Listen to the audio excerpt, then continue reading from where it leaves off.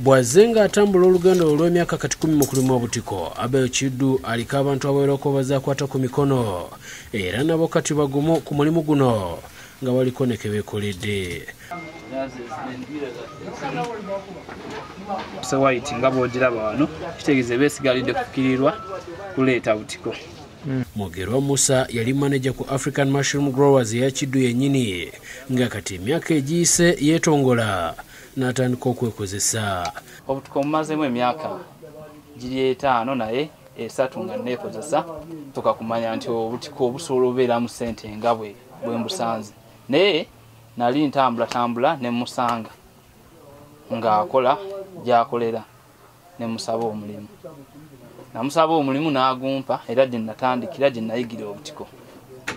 Yatandika na ssente ntono ddala, wabula ono wakati mu kwezuula we yagwira ku kyama ekiri mu kulima obutiko era nti busobolera ddala okuyimirizaawo omuntu. Natandika ne miliyoni zaali 3 ze natandika nazo n'entandika n'engula products era ezisinga nazigulawo we nga pamba n'ebintu ebirala ng'ensigo kuba akola ne kaica naye kaica namugulangawo we era nenzimbako ekiyumba n'empangisaako n'empako rent wenkolera n'entandika.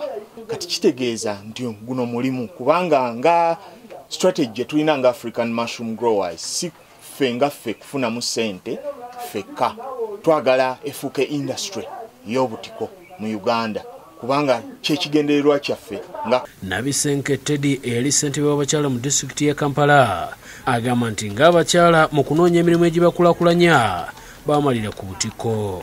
Kati bwe tuvaawo tubeera tujja wano ne tukola proposal ne KCCA olwo era neeyitawo bulungi nnyo nga y'abakyala mu Kampala bonna.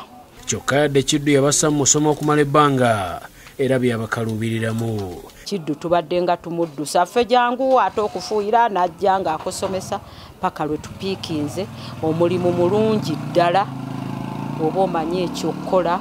Ebbanga lye bamaze ofuna okusinziira ku kyossaamu. Ofuna okusinziira ku nnimiro z'obeera nazaawaka.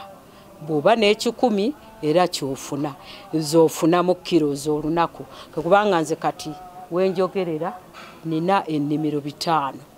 Naye buli lunaku ngenda okgenda ku hardware wange ng'ekitone nnyo emitwalo 6 gindi mu nsawo buli ku makya. Ono aliko obubaka bwawadde abakyala naddala abo abatunuuliza abaami baabwe mu buli kintu. Awo obeera oyingiza ng'era olina by'oyamba awaka bingi.